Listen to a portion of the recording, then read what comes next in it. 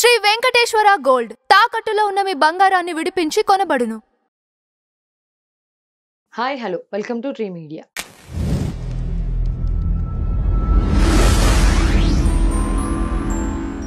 ఈ రోజు మనతో నానాజీ పట్నాయక్ గారు ఉన్నారు. నమస్కారం గురుగారు. శ్రీమాత్రే నమః.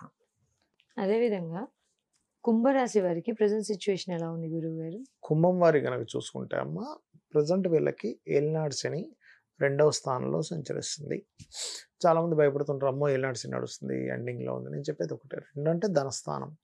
సో ఫైనాన్షియల్ మ్యాటర్స్ విషయంలో కొంచెం జాగ్రత్తగా ఉండండి. తొందరపడి ఎవరికైనా డబ్బులు ఇవ్వడం, రావాల్సిన డబ్బుల విషయంలో కొంచెం పర్లేదులే ఇస్తారులే నెగ్లిజెన్సీ చేయకండి దయచేసి.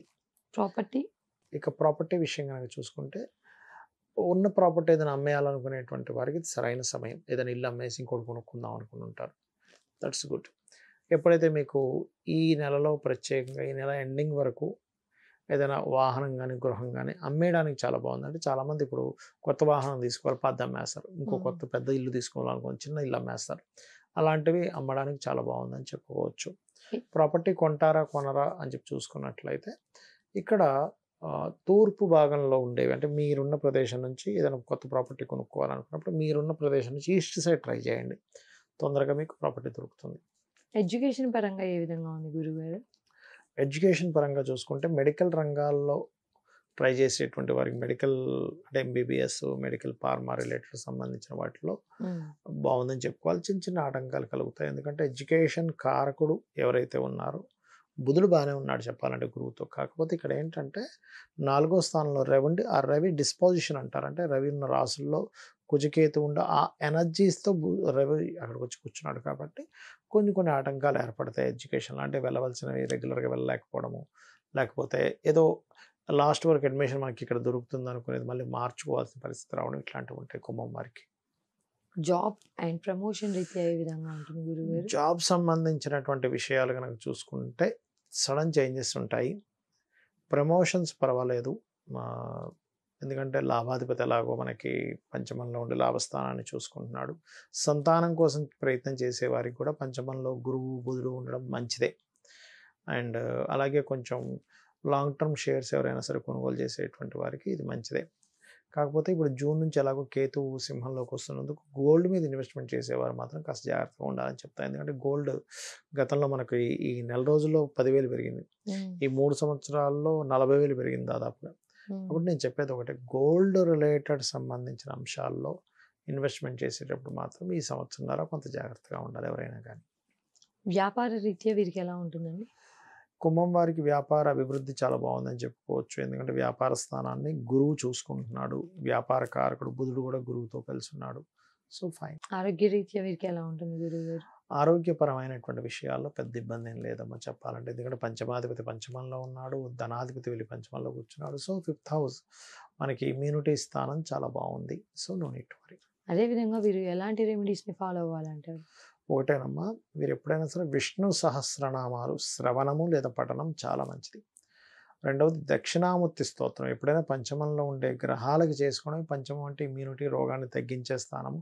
మనకు 6వ స్థానం రోగం అయితే రోగాన్ని తగ్గించే స్థానం 5వ స్థానం అవుతుంది. సో మీరు ఏదైనా మైండ్లో ఎప్పుడు ఏదో ఒక స్తోత్రాన్ని చాంటింగ్ చేసుకోవడం, అనారోగ్యం ఉన్నవారికైనా లేని వారికైనా ఆ చాంటింగ్ చాలా మటుకు మంచి ఫలితాలు ఇస్తుంది. వీటితో పాటు ఇంకేమైనా జాగ్రత్తలు తీసుకోవడం కానీ ఇలాంటివి అంటే ఒకటేనమ్మా, గోచార ఫలితాలు ఒక ఎత్తు, పర్సనల్ చార్ట్ ఒక ఎత్తు. అంటే మనం ఇప్పుడు ఉదాహరణకి మనకి సిచ్యువేషన్స్ చాలా ఇబ్బందికరంగా ఆటంకం ఉంది, వాళ్ళు చూసుకోవాల్సింది ఏంటంటే లగ్నం ఎలా ఉందనేది పరిశీలన చేసుకోవాలి. లగ్నాధిపతి ఎలా ఉన్నాడు వాళ్ళ పర్సనల్ చార్ట్లో, లగ్నానికి వ్యతిరేక ఫలితాలు ఏమైనా వస్తున్నాయో. చాలామంది మేము చాలా కష్టపడుతున్నామండి, మాకు ఫైనాన్షియల్గా అంత ఎదుగుదల లేదు, ఏమిటో మాకు అర్థం కావట్లేదు అంటూ ఉంటారు. నేను ఒకటే చెప్తాను, మీరు ఫస్ట్ మీ ధనాధిపతి ఎవరు, మీకు ధనం ఏ రూట్లో వస్తుందో చెక్ చేసుకోండి. మీకు ధనాధిపతి ఉదాహరణకి ధనస్థానంలో ఉన్నాడు అనుకోండి, ఫైనాన్షియల్ మూలంగా వస్తూ ఉంటాయి మీకు డబ్బులు. అంటే డబ్బులు రొటేషన్ చేయడం వల్ల, లేకపోతే అప్పులు ఇవ్వడం ద్వారా 6లో ఉంటాయి. ఆ 4లో ఉన్నాడు రియల్ ఎస్టేట్ ద్వారా వస్తుంది. సో ఎక్కడున్నాడు ఈజ్ మోస్ట్ ఇంపార్టెంట్. ధనాధిపతి 3లో ఉంటే కూడా రియల్ ఎస్టేట్ ద్వారా వస్తుంది. అట్లా ఎక్కడున్నాడు అంటే మధ్యవర్తిత్వం ద్వారా వస్తుందా, లేకపోతే జాబ్ ద్వారా వస్తుందా, బిజినెస్ ద్వారా వస్తుందా, ఏ పీరియడ్లో ఎక్కువ ధనయోగం ఉంది, ఇవి చెక్ చేసుకోవాలి. అంతేగాని ధనాధిపతి ఒక విషయాన్ని చూపిస్తుంటే మీరు ఇంకో ఒక విషయం మీద కాన్సన్ట్రేషన్ చేస్తే రాదు. సో ఇది పర్టికులర్గా చేసుకోవాలి. అలాగే ఎవరికైనా ఫైనాన్షియల్ గ్రోత్ రావాలంటే కూడా ఓం సంపత్కరీ సమారూఢ సింధుర వ్రజ సేవిత ఏ నమః అనే మంత్రం చక్కగా పనిచేస్తుంది. అలాగే చాలామంది ఎన్నో ప్రయత్నాలు చేస్తుంటారు. ప్రయత్నం చేసేటప్పుడు ప్రయత్న స్థానంలో ఏ గ్రహం ఉందో చూసుకోవాలి. అది ఆటంకం ఇస్తుంది అనుకోండి, ఆ ప్రయత్న స్థానంలో ఉండే గ్రహానికి రెమెడీ చేసుకుని మీ ప్రయత్నం సక్సెస్ అవుతుంది, అది చూసుకోవాలి. అలాగే చాలామంది చేసే మిస్టేక్ ఏంటంటే ధనం బాగా సంపాదిస్తారు, ఇల్లు కట్టుకునేటట్టు తప్పుడు నిర్ణయాలు తీసుకుంటారు. అంటే రాంగ్ డైరెక్షన్ తీసుకోవడం, రాంగ్గా ఇల్లు కట్టుకోవడం, ఆ ఇంటికి వెళ్ళినప్పటి నుంచి వాళ్ళకి ఇబ్బందులు, ఇల్లు అమ్మేసుకోవడం జరుగుతూ ఉంటుంది. కాబట్టి మనకి ధనం సంపాదించుకున్న తర్వాత కట్టుకున్న ఇంటి విషయంలో చాలా జాగ్రత్తగా ఉండాలి. ఎందుకంటే మన చేతుల్లో ఉన్నటువంటిది గృహం. మనం ఎంత పర్ఫెక్ట్గా కనుక ఇల్లు కట్టుకోగలిగితే అంత బాగుంటుంది. అదొకటి మెయిన్గా చూసుకోవాలి. సంతానం విషయం, వివాహం విషయంలో కూడా చాలామంది చేసే మిస్టేక్స్ ఏంటంటే అసలు వీళ్ళకి వివాహ సమయం ఉందా లేదా అని చెక్ చేసుకోరు. ఏదో ర్యాండమ్గా 10 ఏళ్ళు వచ్చాయి, 26 ఏళ్ళు వచ్చి, 27 ఏళ్ళు వచ్చి, 30 ఏళ్ళు వచ్చి ఇంకా వివాహం చేసుకుంటారు. కానీ ఇక్కడ ఏంటంటే వీళ్ళకి కరెక్ట్ టైమా కాదా, ప్రతి ఒక్కరికి 3 to 5 టైమ్స్ వివాహ సమయం వస్తుంది. ఏ ఇయర్లో అంటే వీళ్ళకి సప్తమాధిపతి లేదా సప్తమ స్థాన శుక్రుడి మీద లేదా కుజుడి మీద 7th లార్డ్ లేదా 7th హౌస్ మీద శుభగ్రహాల దృష్టి ఉన్నప్పుడు చేసుకోవాలి. అలా కాకుండా పాపగ్రహ సంబంధం ఏర్పడింది 7th లార్డ్కి 7th పోర్ట్ఫోలియోకి, అప్పుడు ఏమవుతుంది, వాళ్ళకి ఆ సమయంలో చేసుకునే వివాహం సరిగ్గా ఉండదు. అంటే చిన్న ఎగ్జాంపుల్ చెప్తా చూడండి. ఇప్పుడు బాగా కోల్డ్ ఉందమ్మా, ఆ టైంలో పోయి మళ్ళీ ఐస్ క్రీమ్ తిన్నారు లేదా కూల్ డ్రింక్ దగ్గర ఏమవుతుంది, కోల్డ్ ఎక్కువ అవుతుంది, ఇబ్బంది పడతారు. ఇంకా అదేవిధంగా జ్వరం వచ్చింది, నాన్ వెజిటేరియన్ తిన్నారు, ఎక్కువ ఇబ్బంది అవుతుంది. అంటే రాంగ్ టైంలో రాంగ్ ఫుడ్ తీసుకున్నారు, అలాగే రాంగ్ టైంలో రాంగ్ డెసిషన్ తీసుకున్నట్టు. అలా కాకుండా చాలామంది ఏం చేస్తారు, రాంగ్ టైంలో రాంగ్ డెసిషన్ తీసుకుని అప్పుడు వివాహం చేసుకుని ఇబ్బంది పడుతూ ఉంటారు. సో ఇది రైట్ టైమా రాంగ్ టైమా? 5 times వస్తుంది ప్రతి వ్యక్తికి, 3 to 5 times ఖచ్చితంగా వస్తుంది వివాహ సమయం, అది చూసుకోవాలి. అలాగే ఉద్యోగమా వ్యాపారం అనేది కూడా డెసిషన్ తీసుకోవాలి. అసలు చిన్నప్పుడే పిల్లలు చదివించేటప్పుడే వీళ్ళకి ఏది ఫైనాన్షియల్ గ్రోత్ ఇస్తుందో ఆ చదువులు చదివిపిస్తే మంచిది. అది వదిలేసి ఏదో చదువుకొని అయ్యో ఇది నాకు సెట్ అవ్వలేదు అనుకుని బాధపడడం కరెక్ట్ కాదంటారండి.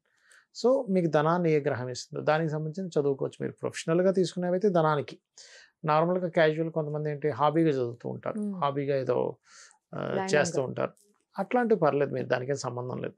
అంతేగాని మీకు మెడికల్ ధనయోగం ఉంటే మీరు వెళ్ళి ఇంజనీరింగ్ చదవడం వల్ల ఎటువంటి ఉపయోగం లేదు. సో అది, లేదా మీరు మీకు ఉన్న హాబీకి రిలేటెడ్గా ఉండే చదువులు చదువుకోవచ్చు, అది బాగుంటుంది, సపోర్ట్ అవుతుంది మీకు. అలాగే కొంతమంది వ్యాపారాలు పెడుతూ ఉంటారు. అసలు మీకు ఏ వ్యాపారం ధనయోగం వస్తుందో చూసుకోవాలి. ఇక్కడ ఏంటంటే వ్యాపారం ఫస్ట్ కలిసి వస్తుందా లేదా చెక్ చేసుకోవాలి. అంటే మీకు సర్వీస్ రిలేటెడ్ వ్యాపారం ఉందా, లేకపోతే మీకు ప్రోడక్ట్ రిలేటెడ్ వ్యాపారం ఉందా. సర్వీసెస్ అంటే ఏమిటి, ఇప్పుడు టీచింగ్స్, ట్రైనింగ్స్ ఇవ్వడం, కన్సల్టెన్సీస్, ఇవన్నీ సర్వీసెస్. ప్రోడక్ట్ అంటే ఏంటంటే ఒక వస్తువు అమ్మడం పర్టికులర్గా, ఆ వస్తువు అమ్మే దాంట్లో కూడా మీరు మార్కెటింగ్ చేసే సర్వీసెస్ అవుతుంది. ఇప్పుడు రియల్ ఎస్టేట్ ఉంది, ఒక వ్యక్తి అక్కడ ఏజెంట్గా చేరాడు, దట్ ఈస్ సర్వీస్. అతని భూమి కాదు, కంపెనీ భూమి నేను అమ్మించి పెడుతున్నాడు, అది చూసుకోవాలి. సో ఏ వ్యాపారం పనికి వస్తుందని చెక్ చేసుకోవాలి. దీంతోపాటు ఇన్వెస్ట్మెంట్స్ ఎప్పుడు చేస్తాం is most important. 12th lord లేదా 12th కారకత్వం ఉన్న గ్రహం మీద పాపగ్రహాలు ఉన్నప్పుడు ఇన్వెస్ట్మెంట్ చేసే ఇన్వెస్ట్మెంట్ మొత్తం బ్లాక్ అవుతుందమ్మా, మీకు రూపాయి వెనక్కి రాదు. అలా కాకుండా మీరు దాని తర్వాత చేసే ఇన్వెస్ట్మెంట్, శుభగ్రహాలు 12th హౌస్ కనెక్ట్ అయినప్పుడు చేసే ఇన్వెస్ట్మెంట్ నేను చాలామందిని చూశాను. చిన్న ఎగ్జాంపుల్ చెప్తున్నాను. ఆల్మోస్ట్ ఒక 10 years బ్యాక్ ఒకళ్ళు ఒక దగ్గర భూమి తీసుకుంటున్నారు, నన్ను అడిగారు ఏమంటే ఇప్పుడు తీసుకోవచ్చు, ఇప్పుడు తీసుకోండి మీకు అద్భుతంగా పనిచేస్తుంది అంటే, వాళ్ళు చాలా కష్టపడి తీసుకుంటే 1-4 సార్లు అడిగారు నన్ను ఏమంటే ఇప్పుడు తీసుకోవచ్చా తీసుకోకూడదు, ఎందుకంటే అప్పట్లో అది ఎకరం 10 లక్షలు ఉండేది. నేను అన్నా లేదు మీకు అద్భుతంగా పనిచేస్తుంది, మీరు తీసుకోండి, నా మాట వినండి. ఇప్పుడు అదే ఎకరం భూమి 10 కోట్లు ఉంది, 100 times పెరిగిపోయింది. నేను అనేది ఏంటంటే 5 కోట్లున్నా 50 times పెరిగినట్టేగా. ఇప్పుడు వాళ్ళు అసలు ఆనందం, ఎందుకంటే ఇప్పుడు వాళ్ళకి చాలా డబ్బులు దానివల్ల. 10 లక్షల ఎకరం ఉన్నది ఎక్కడ, 10 కోట్ల ఎకరం, ఆల్మోస్ట్ 7 acres చేంజ్ కొన్నారు వాళ్ళు. సో ఆల్మోస్ట్ 70 crores కలిసి వచ్చేసి 70 lakhs పడితే 70 crores వచ్చారు 10 years లో, వాళ్ళు ఏం చేయకుండా.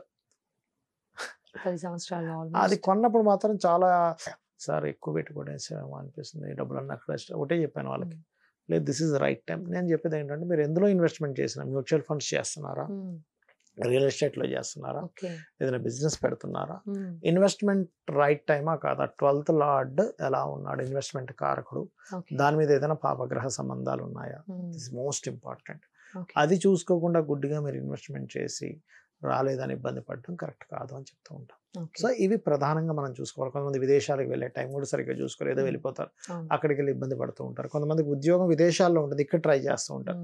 ఇవన్నీ మన పర్సనల్ చార్ట్లో చూసుకోవాలి. చూసుకుంటూ ఈ గోచారాన్ని కనెక్ట్ చేసుకుంటే, ఇప్పుడు మనం మీరు అనుకోవచ్చు ఏమంటే మరి గోచారం ఎందుకు చెప్పుకున్నామంటే, ఇదేంటంటే సిచ్యువేషన్, బయట సిచ్యువేషన్ ఎలా ఉంది కాబట్టి నువ్వు ఇలా, ఇప్పుడు మనం వెళ్తూ ఉంటాం దగ్గరికి, ఈ ట్రాఫిక్ ఎక్కువ ఉంది అని మనం తెలుసుకొని ఏం చేస్తాం, ఇంకో రూట్లో వెళ్ళిపోతాం. అంటే ఏంటి, ఇది ఒక హాఫ్ అన్ అవర్ కలిసి వస్తుంది. అవును. అలా చూసుకోవడానికి గోచారం. ఓకే. అలాగే ఇప్పుడు ప్రజెంట్ ఉన్న కండిషన్లో నేను చెప్పేది ఒకటే, ఇప్పుడు కొంచెం ఈ దాడులు ఎక్కువ జరుగుతాయి కాబట్టి కాస్త సముద్ర తీరాల్లో ఉండేవారు కాస్త జాగ్రత్తగా ఉండాలి. ముఖ్యంగా వైజాగ్, ఒరిస్సా, వెస్ట్ బెంగాల్ ఇటు సముద్ర తీరాల్లో ఉండే ప్రాంతాలు. ఓకే. హైదరాబాద్ కొంచెం ముప్పు తక్కువే ఉంది, కొంచెం స్లీపర్ సెల్స్ వల్ల కాస్త ఇబ్బంది ఉంది, కాస్త రాజకీయ నాయకులకి రాబోయే సంవత్సరం కొంత ఇబ్బంది ఉందని చెప్తుంది. ఢిల్లీలో ఉండే ప్రాంతాల్లో ఉండేవారు కూడా కొంత జాగ్రత్తగా ఉండాలి. జమ్మూ కాశ్మీర్ బార్డర్స్లో ఉండే వాళ్ళకి కూడా కొంత ఇబ్బంది అనేటువంటిది చూపిస్తుంది. ఓకే. సో కొంచెం ప్రజలు ఏంటంటే కొంచెం అటు ఇటు పరుగులు తీయడం, కన్ఫ్యూజ్ అవ్వడం ఇట్లాంటివి కాస్త ఎక్కువగా ఉంటాయి. కాబట్టి ప్రతి ఒక్కరు కూడా సుబ్రహ్మణ్యేశ్వర స్వామి ఆరాధన, లేకపోతే మనకి దక్షిణామూర్తి ఆరాధన, కాలభైరవుడి ఆరాధన చేసుకోవడం వల్ల చాలా సేఫ్ జోన్లో ఉంటారు. థ్యాంక్ యూ గురుగారు. శ్రీమాత్రే నమః.